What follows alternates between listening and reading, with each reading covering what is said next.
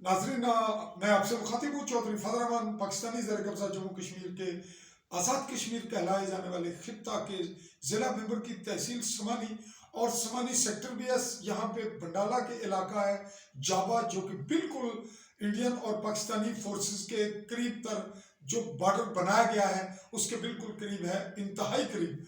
इसको आप furlong, 2 furlong 3 यानी किलोमीटर से कम है, हवा इससे भी कम है। बात करेंगे हमारे पास एक ऐसे नौजवान जो हमारे इस पूरे रीजन के सबसे मुतनाज़ा तरीन जो मामला है, मसला कश्मीर, उसको रिप्रेजेंट कर रहे हैं कश्मीरी हैसियत से अक़वाम मुत्तहिदा में, जिसकी सिलेक्शन अक़वाम मुत्तहिदा ने खुद की। और इनको ये चांस कैसे अवेल हुआ, इसकी इंतहाई ब्रीफ स्टोरी हम दे रहे हैं। तफसीली इंटरव्यू के लिए आप हमारे चैनल को और मेरे प्रोफेशनल पेज को, जर्नलिस्ट फजल रहमान, इसको वॉच करेंगे जी। तो आपका नाम सर? जी, मेरा नाम मोहसिन इलियास है। मोहसिन इलियास है। और आप ये बताइए कि आपकी सिलेक्शन अक़वाम मुत्तहिदा के डिप्लोमेट के तौर पर कैसे हुई यंग?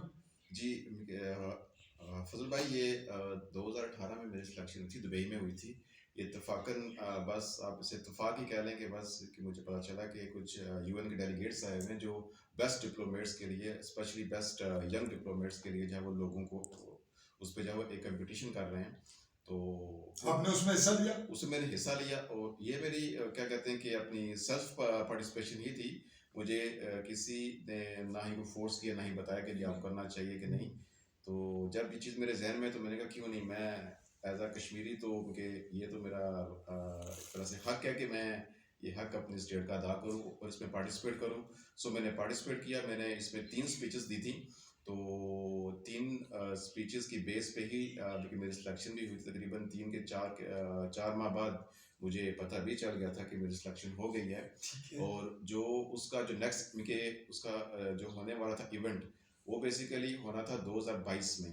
22 में आई थिंक ये पोस्टपोन हुआ और पोस्टपोन होके आ गया मई 2023 में आ गया, जो अभी यानी अभी चंद हफ्तों के बाद होना है। अब कह रहे हैं कि हाँ तकरीबन 2 माह के बाद है या 2 ढाई माह के बाद। ठीक है, तो आपके कुल कितने लोग थे कंपटीशन में और सिलेक्ट कितने हुए, और आप कहाँ उनमें से किस फिगर पे हैं, कहाँ में जी? कुल लोग जो थे वो तकरीबन 200 से भी ज़्यादा लोग थे, जिन्होंने इस सब कॉन्टिनेंट से थे? नहीं, वो मुख्तलिफ कंट्रीज से थे। ठीक है। इसमें आप कह लें कि फिलिपाइन भी था और कुछ तमाम यूरोपियन कंट्रीज भी थे, इसमें एशियाई कंट्रीज भी थे। तो सब कॉन्टिनेंट से कितने लोग थे? सब कंटिनेंट से तकरीबन मेरे ख्याल से 100 से ज़्यादा लोग थे वो, यानी बांग्लादेश, इंडिया और पाकिस्तान से। तो उसमें 100 से ज़्यादा लोग थे। सिलेक्ट कितने लोग हुए और किस फिगर पे आप? सब कंटिनेंट में जो है तकरीबन 20 लोग सिलेक्ट हुए थे। तो 20 में से जो है वो मैं फर्स्ट 10 में हूँ। फर्स्ट 10 में जी। नाजरीन, ये हमारे लिए, हमारे ऑडियंस के लिए और ख़ुसूसन जम्मू कश्मीर के जो ऑल ओवर वर्ल्ड लोग फैले हुए हैं उनके लिए और आज़ाद कश्मीर के खिते के लिए ज़्यादा बाइस फ़ख्र बात है हमारे लिए। और फिर डिस्ट्रिक्ट मेंबर में और फिर समानी में, जो कि हमारा, मेरा और इनका एक ही इलाका। तो बात को आगे करेंगे कि ये इसके लिए आपने मेंटली क्या तैयारी की है कि आप इसको कैसे रिप्रेजेंट करेंगे, वहाँ क्या मवाद है आपके पास? बेसिकली क्योंकि इसकी सारी जो तैयारी है इनके पास करना है जी। क्या है, आप बता रहे थे कि आपने जब जाना तो उसके लिए आप क्या मवाद आपने इकट्ठा किया, या नॉलेज क्या, किस तरह से रिप्रेजेंट करेंगे? ये बहुत बड़ा इशू है, यानी ये तो गवर्नमेंट लेवल का है, और आप एक पूरे 2 जो कंट्रीज हैं, इंडिया और पाकिस्तान, बल्कि चाइना भी अब इन्वॉल्व है जब आप पूरे कश्मीर की बात करेंगे। फिर इस पर जो इर्द गिर्द के मामला असरअंदाज हैं, वर्ल्ड का कंट्रीब्यूशन भी है और यूएनओ की करारदादें भी। तो क्या तैयारी की आपने इसमें? भाई बेसिकली चीज़ ये है कि उस तरह का नहीं है, एक एज अ गवर्नमेंट ऑफिशियल के तौर पे तो ये होगा नहीं, क्योंकि ये आप समझ लें कि हर जितनी भी डिस्प्यूटेड स्टेट्स हैं, क्योंकि सारी दुनिया में इनका आप कह लेंगे डिस्प्यूटेड स्टेट्स हैं या डिस्प्यूटेड कंट्रीज़ हैं, तो उन्हीं में से उन्होंने लेना था।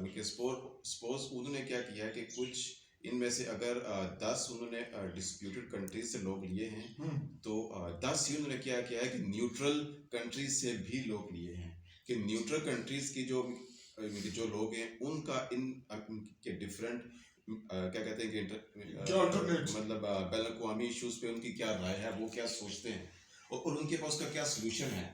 क्योंकि इस पे यानी मतलब इंटरनेशनल एक पीस, तरफ हाँ इंटरनेशनल पीस की भी बात है, और उसमें जितने भी अपना डिस्प्यूटेड कंट्रीज हैं, तो उनके डिस्प्यूट के सोल्यूशन भी, उनके उसके हल की बात भी हमने करनी है।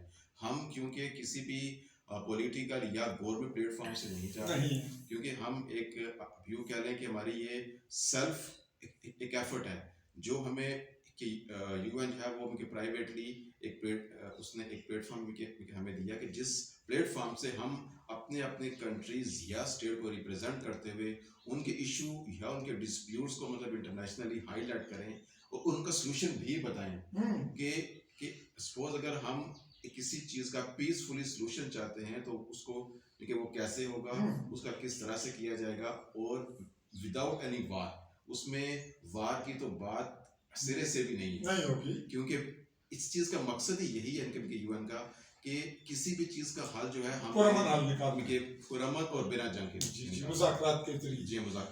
तो नाजरीन, हम इस छोटे से क्लिप को यही वाइंड अप इस बुनियाद पे कर रहे हैं कि आप हमारी तफसीली जो इनसे इंटरव्यू हमने किया उसके लिए आप हमारे पेज पे भी आइए और हमारे चैनल पे।